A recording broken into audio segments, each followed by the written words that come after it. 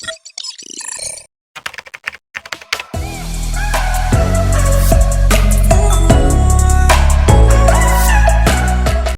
Students, আজি আমি তোমালোকৰ এই ভিডিঅ'টোত আলোচনা কৰিম তোমালোকৰ ক্লাছ 10ৰ সায়েন্সৰ যেটো ফাৰ্স্ট চেপ্টাৰ আছিলে সেই ফাৰ্স্ট চেপ্টাৰৰ এটা কনসেপ্ট আৰু কনসেপ্টৰ নাম হ'ল balancing of chemical reaction. Okay, যিবিলাক কেমিক্যাল ৰিঅ্যাকশন হয় সেই কেমিক্যাল ৰিঅ্যাকশন বিলাক কেনেকৈ ব্যালেন্স কৰিব লাগে সেইটোৰ বিষয়ে আজি এই ভিডিঅ'টোত ডিসকাস কৰিম। ওকে, বুজি পাইছা? তো কথাটো কি, যেতিয়া কেমিক্যাল ৰিঅ্যাকশন বিলাক আমি ব্যালেন্স কৰিব যাওঁ, ব্যালেন্স কৰাৰ আগতে কিছুমান কথা জানিব লাগে। ফাৰ্স্ট কথাটো হ'ল যে কেমিক্যাল ৰিঅ্যাকশন বিলাক কিয় ব্যালেন্স কৰিব লাগে, কেমিক্যাল ৰিঅ্যাকশন বিলাক যে ব্যালেন্স কৰা হয় কিয় ব্যালেন্স কৰা হয় সেইটোৰ বিষয়ে জানিব লাগে। তেতে আমি সব তোমালোকক লিখি দিছো, এটা ল আছে, এটা সূত্র আছে যাক আমি law of conservation of mass বুলি কওঁ, বা অসমীয়াত কোৱা হয় ভৰৰ নিত্যতা বিধি। ইয়াক অসমীয়াত কোৱা হয় ভৰৰ নিত্যতা বিধি। ভৰৰ নিত্যতা বিধি, নিত্যতা বিধি। তো ভৰৰ নিত্যতা বিধিটো কি হয়? ভৰৰ নিত্যতা বিধিটো হ'ল, ভৰৰ নিত্যতা বিধি মতে যে ভৰ যেটো আছে, বস্তু এটা যেটো ভৰ আছে, ভৰ আমি ভৰৰ সৃষ্টি বা বিনাশ কৰিব নোৱাৰি। মানে কোনোবা এটা বস্তু ধৰি লোৱা এই কলমটো, ওকে, এই কলমটোৰ যেনেকুৱা আছে তেনেকুৱাই থাকিব। মই কৈছো যেনেকুৱা আছে তেনেকাই থাকিব লাগে, কোনো তুমি কাটিব নোৱাৰা, কোনো ইয়াৰ চিয়াই শেষ কৰিব নোৱাৰা, একো কৰিব নোৱাৰা। মই যদি তোমালোকক কওঁ যে এই কলমটো যে আছে, কলমটোৰ ভৰ তোমালোকে কমাই দিয়া নহলে বঢ়াই, কেতিয়াবা পাৰিবা জানো কোৱা? সম্ভৱ নহয়, কাৰণ বস্তুটো যেনেকা আছে তেনেকাই আছে, ইয়াৰ পৰা তুমি কাটিব নোৱাৰা, একো কৰিব নোৱাৰা, ভৰটো যেনেকা আছে তেনেকাই থাকিব। তো হেতুকে কোৱা হয় যে ভৰ যেটো আছে, ভৰ আমি সৃষ্টিও কৰিব নোৱাৰি বা বিনাশও কৰিব নোৱাৰি, বঢ়াবও নোৱাৰি, কমাবও নোৱাৰি। যটো বস্তু যেটো ভৰ আছে, ভৰটো ফিক্সড থাকিব। ওকে, তো একাৰণে কোৱা হয় যে ভৰ যেটো আছে, ভৰ ইজ এ ফিক্সড কোয়ান্টিটি, অথবা মাস যেটো আছে, মাসটো হ'ল ফিক্সড কোয়ান্টিটি অফ মেটার। তো হেতুকে ইংলিশত কোৱা হয় যে মাস ক্যান নেদাৰ বি ক্ৰিয়েটেড নৰ বি ডেস্ট্ৰয়েড। ভৰ সৃষ্টি বা ধ্বংস কৰিব আমি নোৱাৰি। এটা এক্সাম্পলৰ সৈতে চাওঁ কেমিক্যাল ৰিঅ্যাকশন বিলাকত কি হ'ব। চোৱা, ধৰি লোৱা এইটো কেমিক্যাল ৰিঅ্যাকশন এটা ললো যে এ ভিৰ লগত ৰিঅ্যাকশন, প্লাস মানে ৰিঅ্যাকশন কৰিছে। ওকে, এ ভিৰ লগত ৰিঅ্যাকশন কৰিছে অথবা বিক্ৰিয়া কৰিছে, বিক্ৰিয়া কৰি এফালে এ বি উৎপন্ন হৈছে। কি উৎপন্ন হৈছে? এ বি উৎপন্ন হৈছে। ওকে, বুজি পাইছা? এতিয়া আমাৰ কোৱা হৈছে যে এই যে লেফট হ্যান্ড সাইডত যেটো আছে এ আৰু বি, এ আৰু বি যে ৰিঅ্যাকশন কৰিছে লেফট হ্যান্ড সাইড, মানে যিবিলাকে ৰিঅ্যাক্ট কৰে সেইবিলাকৰ নাম দিয়া হয় ৰিঅ্যাক্টেন্ট। কি বুলি কোৱা হয়?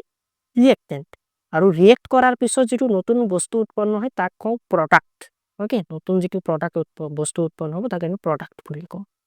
তো ৰিঅ্যাক্টেন্টক অসমীয়াত কোৱা হয় বিক্ৰিয়ক পদাৰ্থ, আৰু প্ৰডাক্ট যেটো আছে প্ৰডাক্টক অসমীয়াত কোৱা হয় বিক্ৰিয়াজাত পদাৰ্থ।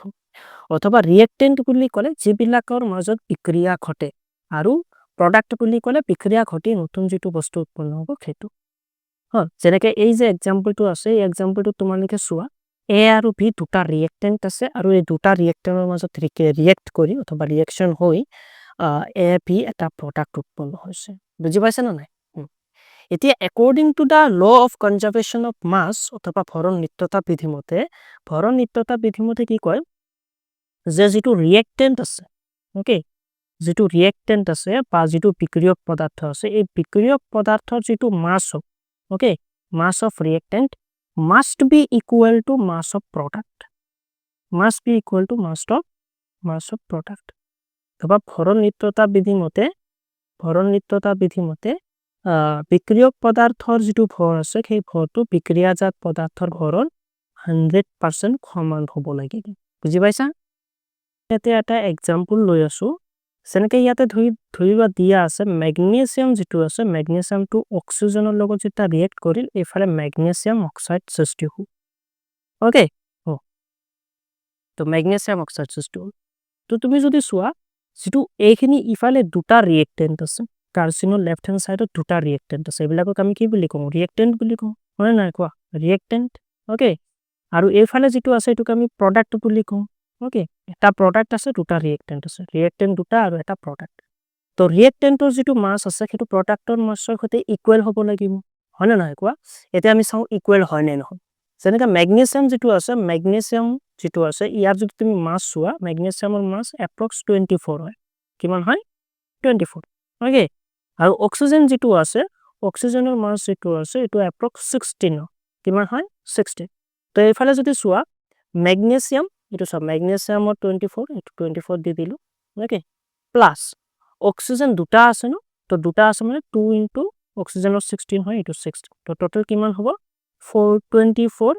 and এফালে 2 16 is 32 ওকে তুমি এড কৰি দিয়া তো এটো যাব 2 and 4 6 3 and 2 5 56 হয় ওকে তো ৰিয়েক্টেন্ট যেটো আছে ৰিয়েক্টেন্টৰ যেটো মাস আছে 56 পাইছো ৰিয়েক্টেন্টৰ মাসটো কিমান পাইছো এটো মনত ৰাখা 56 ওকে এটা প্ৰডাক্ট যেটো আছে প্ৰডাক্টৰ মাসটো চাও প্ৰডাক্ট কি আছে মেগনেছিয়াম আৰু অক্সিজেন তো মেগনেছিয়াম যেটো আছে অলৰেডি তোমালোকক কলো মেগনেছিয়ামৰ 24 হয় আৰু অক্সিজেনৰ তোমালোকৰ 60 হয় ইয়াতে এটা মেগনেছিয়াম এটা অক্সিজেন আছে তো মাসটো খদাই এড হ'ব তো সো 24 and 16 তুমি এড কৰি দিয়া 6 and 4 হৈ যাব তোমালোকৰ 10 10 এৰ 0 হাততে 1 আৰু 2 এর 3 হাতে 1 7 40 হ'ল ওকে তো তোমালোকে সোয়া according to the law of conservation of mass can never be created nor be destroyed okay then ইয়াতে যদি তোমালোকে সোয়া ওকে ইয়াতে যদি তোমালোকে সোয়া এফালে 56 ওলাইছে ৰিয়েক্টেন্ট যেটো আছে ৰিয়েক্টেন্টৰ মাস আৰু যেটো প্ৰডাক্ট আছিল প্ৰডাক্টৰ মাস কিন্তু 40 ওলাইছে তো সোয়া ৰিয়েক্টেন্ট আৰু প্ৰডাক্টৰ মাস ইকুয়াল হোৱা নাই ইকুয়াল হৈছে জানো তো ইকুয়াল যেহেতু হোৱা নাই মানে আমি ক'ব পাৰিম যে এটো law of conservation of mass যেটো আছে সেইটো মতে মানি চলা নাই হয়নে নহয় আৰু মানি নচলি দেখুন যদি এই যেটো ৰিঅ্যাকশন আছে ৰিঅ্যাকশনটো যেটো শুদ্ধ হ'ব হলে হেতেন তেতিয়া হলে তো law of conservation of mass ভুল হ'ব লাগিব হয়নে নাই কোৱা সেই কাৰণে law of conservation of mass ভুল নহয় কাৰণে এই ৰিঅ্যাক্টেন্ট বিলাকক আমি ৰিঅ্যাক্টেন্ট আৰু প্ৰডাক্টৰ যেটো মাস আছে সেই মাসটো ইকুয়াল কৰিব লাগে আৰু ইকুয়াল কৰিবৰ কাৰণে ইয়াকে ব্যালেন্স কৰিব লাগে আৰু ব্যালেন্স কৰিবৰ কাৰণে কি কৰিব লাগে মানে ব্যালেন্স কৰিবৰ কাৰণে সব ব্যালেন্সিংৰ তোমালোকক আৰু এটা কথা তোমালোকক কৈ দিও মানে ধৰিলোৱা যিখিনি ৰিঅ্যাক্টেন্ট আছে ৰিঅ্যাক্টেন্ট যেটো আছে ওকে এই ৰিঅ্যাক্টেন্টৰ যেটো যিবিলাক এটম থাকিব যেনেকা মেগনেছিয়াম বা অক্সিজেন এটম বা মলিকুল যিমান বিলাক থাকিব সেইবিলাকৰ যেটো নাম্বাৰ আছে সেই নাম্বাৰটো ইকুয়াল কৰিব লাগে যেটো প্ৰডাক্ট আছে প্ৰডাক্ট বিলাকৰ নাম্বাৰৰ সৈতে ওকে প্ৰডাক্টৰ যিবিলাক এটম বা মলিকুল আছে যেনেকা ধৰিলোৱা মেগনেছিয়াম অক্সাইড জিয়ে থাকক তো সেইবিলাকৰ নাম্বাৰ ইকুয়াল কৰিব লাগিব অথবা যদি লেফট হ্যান্ড সাইডত মেগনেছিয়াম ধৰিলোৱা লেফট হ্যান্ড সাইডত মই ইয়াতে তোমালোকক দেখা যোৱা নাই চাগে এটো তোমালোকক মই কৈছো ধৰিলোৱা লেফট হ্যান্ড সাইডত মেগনেছিয়াম যেটো আছে মেগনেছিয়াম 5টা আছে দেন ৰাইট হ্যান্ড সাইডতো মেগনেছিয়াম 5টা হ'ব লাগিব বুজি পাইছা মেগনেছিয়াম 5টা হ'ব লাগিব তেতিয়াহে সেই ইকুয়েশনটো ব্যালেন্স হ'ব ওকে তো ব্যালেন্স কৰিবৰ কাৰণে কিছুমান ৰুল আছে ৰুল বিলাক ফলো কৰি আমি ব্যালেন্স কৰিম বলা এতিয়া কেইটামান এক্সাম্পলৰ সৈতে আমি চাও ব্যালেন্স কেনেকৈ কৰিব লাগে কনসেপ্ট বিলাক তোমালোকক মই ধুনিয়াকৈ বুজাই দিলো okay so hello students so তোমালোকৰ কাৰণে ইয়াতে মই কেইটামান কোৱেশ্চন লৈ দিছো ইয়াতে দিয়া আছে ব্যালেন্স দা ফলোইং ৰিঅ্যাকশনস তো ব্যালেন্স শব্দটো অৰ্থটো হল অসমীয়াত কোৱা হয় সন্তুলন কৰা ওকে সন্তুলন কৰা মই ইংলিশ আৰু আসামিছত দুইটাতে লিখি আছো কাৰণ আসামিছ আৰু ইংলিশ মিডিয়ামৰ ষ্টুডেন্ট বিলাকৰ কাৰণে মানে দুই পক্ষৰ ষ্টুডেন্ট বিলাকৰ কাৰণে যেটা সুবিধা হয় ওকে তো সন্তুলন কৰা তো ব্যালেন্স দা ফলোইং ইকুয়েশন বা সন্তুলন কৰা ওকে তো সন্তুলন কেনেকৈ কৰিব লাগে মই এটো एग्जांपल লৈ লৈছো সো এটা মেগনেছিয়াম অক্সিজেন এফালে আছে মেগনেছিয়াম অক্সাইড ওকে তো ব্যালেন্স কৰিবৰ কাৰণে ফাৰ্স্টত তুমি সব ব্যালেন্স হৈ আছে নেকি এফালে মেগনেছিয়াম যদি তুমি সো এফালে মেগনেছিয়াম অনলি এটা আছে আৰু এফালে সো মেগনেছিয়াম অনলি এটাই আছে তো মেগনেছিয়াম ঠিকে আছে বাট এফালে সো অক্সিজেন দুটা আছে অক্সিজেন কেটা আছে দুটা আছে বাট এফালে অক্সিজেন আছে এটা তো মানে আমি কম যে লেফট হ্যান্ড সাইড যেটো আছে লেফট হ্যান্ড সাইডত মেগনেছিয়াম এটা আছে অক্সিজেন দুটা আছে বাট রাইট হ্যান্ড সাইডত যদি সোয়া রাইট হ্যান্ড সাইডত মেগনেছিয়াম তো এটাই আছে বাট অক্সিজেন এটা আছে ওকে অক্সিজেন এটা আছে তো অক্সিজেনৰ নাম্বাৰ ইকুয়াল হোৱা নাই তো ইকুয়াল হোৱা নাই মানে ইয়াক আমি ইকুয়াল কৰিব লাগিব আৰু ইকুয়াল কৰিবৰ কাৰণে মই তোমালোকক টেকনিক শিকাই দিছো সোৱা টেকনিকটো হল যেটো ইকুয়েশন দিয়া আছে ফাৰ্স্ট অফ অল যেনেকুৱা আছে তেনেকা চাই এবাৰ লিখি লবা ওকে আৰু সন্মুখত এটা এটাকে খালি ঘৰ থৈ দিবা যেনেকা মেগনেছিয়াম আছে ন মই মেগনেছিয়ামৰ ইয়াতে অলপ খালি ঘৰ থৈ ইয়াতে লিখি দিলো মেগনেছিয়াম ওকে তাৰ পিছত অক্সিজেন আছে অক্সিজেনৰ আগত অলপ খালি ঘৰ থৈ লিখি দিম তাৰ পিছত কাৰ্বন হলে মেগনেছিয়াম অক্সাইড আছে ইয়াৰ আগত অলপ খালি ঘৰ থৈ লিখি দিম এতিয়া এই যে খালী ঘৰবিলাক লিখিছো এই খালী ঘৰবিলাকক কিবা এটা নাম্বাৰ বহাব লাগিব ওকে কি নাম্বাৰ বহাব লাগিব নাম্বাৰ বহাবৰ কাৰণে তোমালোকে কি কৰিবা প্ৰথমতে চোৱা লেফট হ্যান্ড সাইড বা ৰাইট হ্যান্ড সাইডত আটাইতকৈ বেছি কোনটো আছে তো আমি চালো ম্যাগনেসিয়ামটো এটা আছে ইফালে ম্যাগনেসিয়াম এটা আছে অক্সিজেন ইফালে দুটা ইফালে অক্সিজেন এটা তো অক্সিজেনটো ম্যাক্সিমাম আছে হয় না নহয় তো অক্সিজেনটো কেইটা আছে দুটা আছে ন ওকে এইফালে যদি অক্সিজেন দুটা আছে ইফালে অক্সিজেন দুটা কৰিব লাগে আৰু দুটা কৰিবৰ কাৰণে দুই নিজাববীয়াকে তুমি যেটো নাম্বাৰ দিবা সেই নাম্বাৰটো তলত কেতিয়াও নিদিবা যেটো ব্যালেন্সিংৰ যেটো ৰুল আছে সেই ৰুল মতে যদি তুমি তলত দিয়াৰ লগে লগে ভুল হৈ যাব তো দিবা কত এই যে সন্মুখ যে খালি থৈছিলে এই খালি ঠাইত তুমি দি দিবা কি দিবা ইয়াতে অক্সিজেন দুটা আছে ন ইয়াতে এটা আছে তো এটাক দুটা কৰিবৰ কাৰণে আমি দুই পূৰণ দিম সোৱা অক্সিজেন দুটা হৈ গল অক্সিজেন কেটা হৈ গল দুটা ওকে তো এইফালে অক্সিজেন দুটা আছে এইফালে অক্সিজেন দুটা হৈ গল বাট এটা প্ৰবলেম আহি গল ইয়াতে প্ৰবলেমটো কি সোৱা এই যে মই যে ইয়াতে দুইটো লিখিছো দুইটো অক্সিজেনৰ কাৰণেও হয় দুইটো ম্যাগনেসিয়ামৰ কাৰণেও হয় তো যেহেতু অক্সিজেন দুটা হৈ গল কিন্তু লগে লগে ম্যাগনেসিয়ামটো দুটা হৈ গল এফালে তো ম্যাগনেসিয়াম এটা আছে তো এই ম্যাগনেসিয়াম যেটো আছে হেতু দুটা কৰিবৰ কাৰণে ইয়াৰ সন্মুখত তুমি সিম্পলি এটা দুই দি দিয়া আৰু দুই দিয়াৰ লগে লগে এফালে ম্যাগনেসিয়াম দুটা হৈছে এইবাৰ যদি তুমি সোৱা ম্যাগনেসিয়াম এফালে দুটা এফালে ম্যাগনেসিয়াম দুটা অক্সিজেন দুটা এফালে অক্সিজেন দুটা আছে আৰু এইবাৰ যদি তুমি সোৱা যেটো নাম্বাৰ ইকুৱেল আছে তেনেহলে এইফালৰ যেটো মাস আছে সেই মাসটো এইফালৰ মাসৰ সৈতে 100% ইকুৱেল হ'ব বুজি পাইছা কথাটো আৰু যেহেতু ইকুৱেল হৈ গল মানে ব্যালেন্স হৈ গল বুজি পাইছা আৰু law of conservation of mass valid হৈ গল এটোৰ কাৰণে বুজি পাইছা না তো law of conservation of mass valid কৰিবৰ কাৰণে কেমিক্যাল ইকুৱেচন বিলাকক আমি ব্যালেন্স কৰি থাকিব বা কেমিক্যাল ৰিঅ্যাকশন বিলাকক ব্যালেন্স কৰিব লাগে তো আনাদাৰ এক্সাম্পল তোমালোকক ইয়াতে মই লৈ লৈছো তোমালোকৰ কাৰণে এতে কি দিয়া আছে এটা দিয়া আছে হাইড্ৰোজেন অক্সিজেন আৰু H2 মানে হাইড্ৰোজেন এন্ড অক্সিজেনৰ মাজত ৰিঅ্যাকশন গতি ইয়াতে হৈছে H2 মানে ওয়াটাৰ হৈছে তো তোমালোকক মই জেনেকে শিকাই দিছো প্ৰথমতে অলপ খালি ঘৰ থৈ ধুনিয়াকে লিখি দিবা হাইড্ৰোজেন ওকে অক্সিজেনৰ আগতো খালি ঘৰ থৈ আৰু ইফালে ওয়াটাৰ যেটো আছে তাৰ আগতো খালি ঘৰ থৈ লিখি দিবা তুমি সো আটাইতকৈ ম্যাক্সিমাম কোনটো আছে তো ম্যাক্সিমাম তুমি যদি সো হাইড্ৰোজেন অক্সিজেন দুইটাই আছে তো হাইড্ৰোজেন আছে দুটা অক্সিজেন আছে দুটা তো এবাৰ left hand side right hand side so left hand সাইডত সো হাইড্ৰোজেন দুটা আছে ৰাইট হ্যান্ড সাইডে তো হাইড্ৰোজেন দুটা আছে লেফট হ্যান্ড সাইডত সোৱা হাইড্ৰোজেন আছে তোমাৰ এই অক্সিজেন আছে তোমাৰ দুটা কিন্তু এফালে অক্সিজেন এটা আছে বুজি পাইছা এই যেটো দুই আছে দুইটো কেৱল হাইড্ৰোজেনৰ কাৰণে অক্সিজেনৰ তলত ইয়াতে একো নাই মানে 1 আছে বুজি পাইছা কথাটো তো অক্সিজেন দুটা কৰিবৰ কাৰণে তুমি সন্মুখত খালি ঠাই যেটো আছে তাতে দুই দি দিবা তো অক্সিজেন কি হৈ গল 2 গুণ 2 অক্সিজেন দুটা হৈ গল আৰু এফালে অলৰেডি অক্সিজেন দুটা আছে হয় নাই কোৱা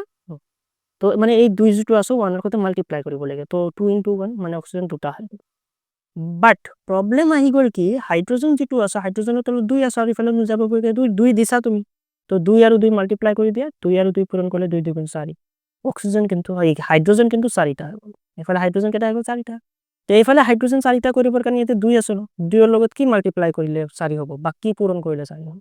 তোমালোকে নিশ্চয় জানা 2 পূৰণ কৰিলে 4 হ'ব হয় নাই কোৱা তো এফালে সো হাইড্ৰোজেন দুটা এফালে হাইড্ৰোজেন দুটা 4টা হৈ আছে অক্সিজেন দুটা হৈ আছে বুজি পাইছা কথাটো মানে এই যেটো কেমিক্যাল ইকুৱেচন আছে এটো ব্যালেন্স হৈ গল ওকে তাৰ পিছত আৰু এটা এক্সাম্পল তোমালোকক ইয়াতে ধুনিয়াকে লৈ লৈছো সোৱা ইয়াতে দিয়া আছে তোমালোকৰ পটাছিয়াম প্লাস HCl অথবা হাইড্ৰোক্লোৰিক এসিড ইফালে পটাছিয়াম ক্লোৰাইড আৰু হাইড্ৰোজেন তোমালোকে যেটো পটাছিয়াম এটা আছে হাইড্ৰোজেন ইফালে এটা কিন্তু ইফালে হাইড্ৰোজেন দুটা আছে মানে আনব্যালেন্স হৈ আছে এটো তুমি ব্যালেন্স কৰিব লাগিব এটা ব্যালেন্স কৰিবৰ কাৰণে তুমি সোৱা আটাইতকৈ বেছি কোনটো আছে বেছি হাইড্ৰোজেন আছে দুটা ইফালে কিন্তু হাইড্ৰোজেন এটা আছে তো তুমি আগতে তুমি চাই লোৱা ধুনিয়াকে লিখি লোৱা আগতে HCl ইফালে দিয়া আছে পটাছিয়াম ক্লোৰাইড আৰু ইফালে দিয়া আছে হাইড্ৰোজেন তো সন্মুখত খালি ঠাই থৈ ধুনিয়াকে লিখি দিলো ইফালে হাইড্ৰোজেন দুটা আছে তো ইফালে হাইড্ৰোজেন দুটা কৰিবৰ কাৰণে 2 দি দিম হাইড্ৰোজেন দুটা হৈ গল বাট প্ৰবলেম আহি গল কি ক্লোৰিন দুটা হৈ গল ইফালে ক্লোৰিন দুটা তো ক্লোৰিন ইফালে দুটা কৰিবৰ কাৰণে ক্লোৰিনৰ সন্মুখত 2 দি দিয়া এটো 2 ক্লোৰিন দুটা হৈ গল আকৌ প্ৰবলেম আহি গল কি পটাছিয়াম যেটো আছে পটাছিয়াম দুটা হৈ গল তো ইফালে পটাছিয়াম দুটা কৰিবৰ কাৰণে পটাছিয়ামৰ আৰু 2 দি বাস ব্যালেন্স হৈ গল পটাছিয়াম দুটা আছে পটাছিয়াম দুটা হাইড্ৰোজেন দুটা আছে হাইড্ৰোজেন দুটা ক্লোৰিন দুটা আছে সো ক্লোৰিন দুটা অথবা ব্যালেন্স হৈ গল এটো কোৱা হয় balanced reaction okay balanced reaction অথবা ৰিঅ্যাকশন টু ব্যালেন্স হৈ গল তো মই আশা কৰি তোমালোকে ব্যালেন্সিং যেটো আছে ব্যালেন্সিং টু কৰিব পাৰিবা এতিয়া তোমালোকক এটা কথা শিকাই দিম যে এবিলাক হল একদম সৰু সৰু ব্যালেন্সিংৰ কিছুমান কোৱেশ্চন মই তোমালোকক কেইটামান হোমৱৰ্ক দি দিছো সেই হোমৱৰ্ক বিলাক তোমালোকে প্ৰেক্টিস কৰিবা প্লাস তোমালোকৰ যেটো ভিডিও টাইটেল দি আছে এই ভিডিও টাইটেলত যেটো টাইটেল ইয়াতে ভিডিওটো চলি থাকে না তো ভিডিওৰ যেটো টাইটেল আছে তলত ভিডিওটো নাম লেখা থাকে ন এই টাইটেলত ক্লিক কৰি দিবা ক্লিক কৰি দিয়াৰ লগে লগে ইয়াতে তোমালোকৰ এটা DPP ওপেন হৈ যাব বুজি পাইছা মানে এটা লিংক ওপেন হৈ যাব চাবা সেই লিংকটো ক্লিক কৰি এটা PDF ফাইল পাই যাবা PDFত তোমালোকক কেইটামান হোমৱৰ্ক দি দিম ওকে সেই হোমৱৰ্ক বিলাক তোমালোকে চাই চাই ধুনীয়াকৈ প্ৰেক্টিছ কৰিবা প্ৰেক্টিছ কৰাৰ পিছত নেক্সট ক্লাছত ব্যালেন্স ৰিএকচন যেটো ব্যালেন্স কৰিব লাগে সেই ব্যালেন্সিংৰ ওপৰত আৰু কেইটামান তোমালোকক কোৱেশ্চন শিকাই দি প্ৰেক্টিছ কৰাই দিও okay all the best thank you for watching